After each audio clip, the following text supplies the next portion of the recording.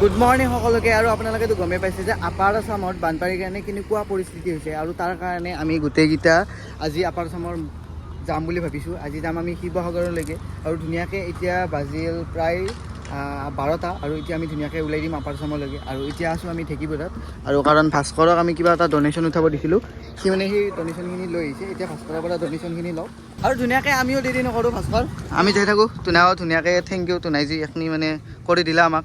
5,000 আছে, 5,000 ঠিক আছে, থেংক ইউ দেই, লগ সহায় দিম। ঠিক আছে ভাস্কৰ, যাই থাকোঁ। আৰু ধুনীয়াকৈ আমি তেল দি বাঢ়ি পালোঁ, আৰু এতিয়া আমি ফুল কৰি দিম টেংকি আমাৰ, হ'ব না? হ'ব। আৰু টাইমত ভৰাব লাগিব ধুনীয়াকৈ। আৰু ধুনীয়াকৈ আমি আহি পালোঁ পানেৰী, আৰু পানেৰীত আমাৰ নিবিৰ দাই ধুনীয়াকৈ আমাক মানে কিবা অলপ দিব। হাই নিবিৰ দা, হেল্ল', কি খবৰ? ভাল লাগিল তোমাক লগ পাই। আৰু এতিয়া আমাৰ বিগেষ্ট প্ৰব্লেম হৈছে এই বস্তুখিনি মানে আমাৰ গাড়ীখনত নধৰে, কিন্তু তথাপিও আমি হেঁচি হেঁচি ক'ৰবাত নিম। ইয়াৰে ওপৰে চোপৰে অলপ কমাই মানে হাতে চাতে হ'লেও নিব লাগিব আৰু এই বস্তু লৈ যাম আৰু নিশ্চয়।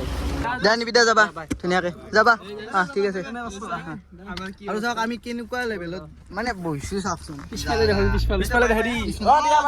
জাগা নাই, ভগৱানৰ কসম কৈছোঁ, ইমান কষ্ট কৰি গৈছোঁ আমি। এতে বহা মাত্ৰ 2 মিনিট হৈছে, আৰু এই 2 মিনিটতে আমাৰ ভৰি বিষ উঠি গ'ল। আপোনালোকে চাওক, ভৰি এনেকৈ লৈছোঁ, এই ভৰিৰ ওপৰত মমবাতি, এই আগত দেখি এইটো কি বিস্কুট আছে, এইটো বিস্কুট আছে, আৰু এইফালে ষ্টেফি আছে। ইমান বেছি কষ্ট কৰি গৈছোঁ। আৰু ধুনীয়াকৈ আমি আহি পালোঁ তেজপুৰ। এতিয়া আমি ভাত চাত কিবা অলপ খাই লওঁ, মানে ভৰি চৰি একদম বিষাই গৈছে, কাৰণ আমাৰ বহা জেগাটো একদমেই নাছিল। এই চাওক, এই ভৰি চৰি আমি মানে তলত দিব পৰা নাই, ভৰি চিটৰ ওপৰতে উঠাই ল'ব লগা হৈছে। আমি মানে ভৰি আমাৰ জিনাই আছে, তথাপিও আমি এতিয়া ভাত খাম ধুনীয়াকৈ। ভাত চাত খাই আকৌ আমি যাবই লাগিব। আমি বহুত লেটকৈ ওলাইছিলোঁ না, আজি বহুত লেট হৈ আছে আমাৰ। আৰু আমি তেজপুৰত ধুনীয়াকৈ ভাতটো খাওঁ, আৰু আজি আমি নিৰামিষ খাম, কাৰণ যিহেতু আজি সোমবাৰ, আৰু সোমবাৰে মানে মাছ মাংস নাখাওঁ। চ' ধুনীয়াকৈ আপুনি কি খাব? নিৰামিষ, ঠিক।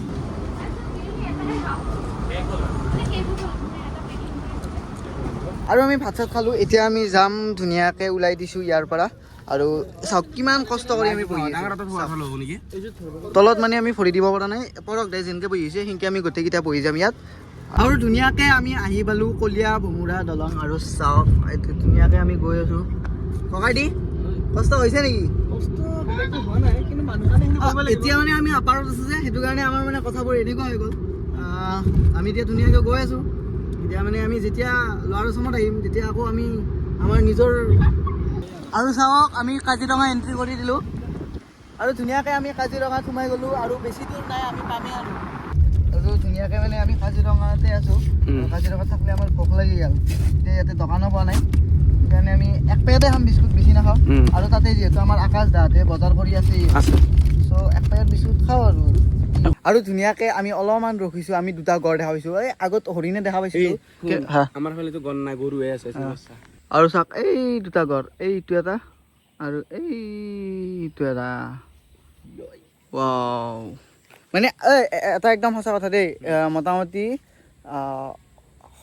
12 বছৰমান আগত আমাৰ ঘৰৰ কাষেদি গড় খোজকাঢ়ি গৈছিল, গম পাইছিলে না? নিউজতো দিছে। আৰু চাওক মই কেনেকুৱাকৈ বহি আছোঁ, চাওক জাগা একদমেই বেছি নাই। এই পৰক দা এইটো চাইডে কি ক'ব আপুনি? হৈ যায়।